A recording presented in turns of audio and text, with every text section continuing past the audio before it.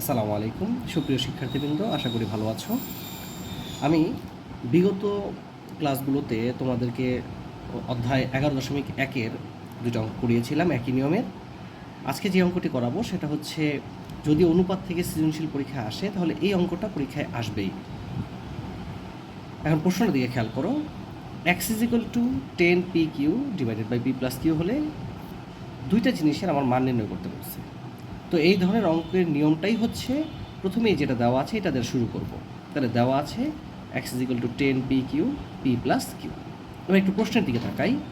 প্রশ্নে লেখা আছে কি, প্রথম অংশ দেখো, x + 5p, অর্থাৎ প্রথম অংশে তোমার কি দরকার, 5p দরকার। তাহলে এই যে 10 যেটা আছে, এই 10টাকে ভাঙলে কি 5 × 10, 5 × 2 লেখা যায়। এখন আমার যেহেতু প্রথম অংশে কী দরকার, 5p দরকার, এই জন্য 5 এর সাথে আমি কী দিলাম, p দিয়েছি, আর 2 এর সাথে কী দিয়েছি, q দিলাম, আর নিচে p+q এর জায়গায় p+q লিখলাম। এখন আমার যেহেতু x + 5p দরকার, এই 5pটাকে আমি কী করলাম, এই x এর নিচে নামিয়ে দিছি, x/5p, আর বাকি যা আছে তাই এখানে লিখে দিয়েছি। এখন একটা জিনিস খেয়াল করে দেখো তো, এখানে যোগ আর নিচে হচ্ছে বিয়োগ।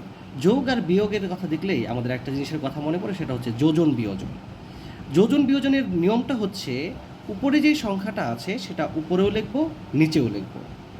উপরে যোগ, নিচে বিয়োগ, যোজন বিয়োজন। যদি আমাকে বলতো বিয়োজন যোজন, তাহলে উপরে বিয়োগ, নিচে যোগ দিতাম।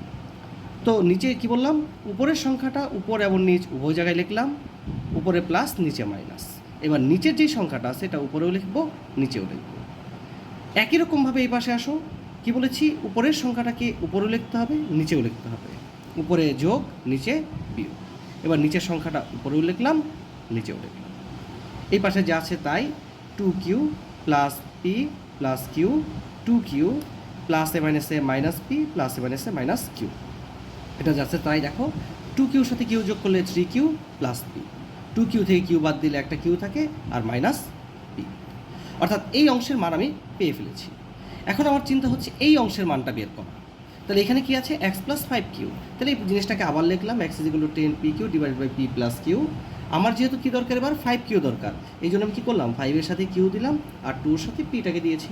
একই রকম 5qটাকে আমি কি নিচে নামিয়ে দিয়েছি, এখানে বাকি যা আছে তাই। একই রকমভাবে এখানেও আমি কী করবো, যোজন বিয়োজন করব। x উপরেও আছে, নিচেও আছে, প্লাস থাকলে প্লাস উপরে, নিচে মাইনাস, 5q উপরে লিখলাম, নিচে লিখলাম।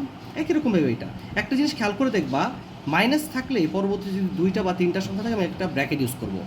হয়তো অনেকে ব্র্যাকেট না দিয়েও করে, সমস্যা নেই, একবার একটা লাইন শর্ট করে দেয়, কিন্তু এখানে ভুল হওয়ার সম্ভাবনা থাকে। তো এটা যা আছে তাই আছে, 2p আর p যোগ করলে 3p + q, 2p + a - p + a - q লিখলাম। এটা যা আছে তাই লিখেছি, 3p + q লিখলাম।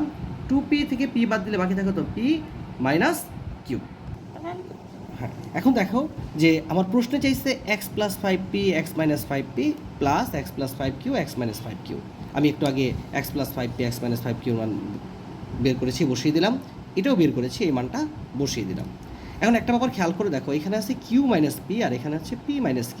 দুইটা কিন্তু সেম জিনিস না। দুটো যদি সেম হইতো তাহলে লসাগু করলে একটা লিখতাম। এখন আমরা প্রথমটাকে কখনো চেঞ্জ করব না, যা আছে তা লিখলাম। এটা কি আছে, p - q। তাহলে এখানে যেহেতু q - p আছে, আমি এটাইও কী করবো, q - p বানানোর চেষ্টা করব। এই জন্য কী করলাম, একটা মাইনাস কমন নিলাম। তাহলে কী থাকলো, এই কিউটাকে আগে নিলাম, +a - p লিখলাম। পরের লাইনে +a - কি মাইনাস, আর বাকি যা আছে তাই লিখে দিয়েছি। এখন লসাগু করো, q - p দুইটা থেকে একটা, এটা দিয়ে এটাকে ভাগ করলে হয় 1, 1 দিয়ে এটাকে যা গুণ করলে তাই হইলো, মাইনাস চিহ্ন আছে, মাইনাস আমি একটু আগে বলছি, মাইনাস থাকলে একটা ব্র্যাকেট, এটা দিয়ে এটাকে ভাগ করলে হয় 1, 1 দিয়ে এটাকে গুণ করলে যা আছে তাই লিখে দিয়েছি। 3q + p +a - 3p +a - q। দেখো 3q থেকে q বাদ দিলে বাকি থাকে 2q, 3p থেকে p বাদ দিলে বাকি থাকে 2p, নিচে যা আছে তাই।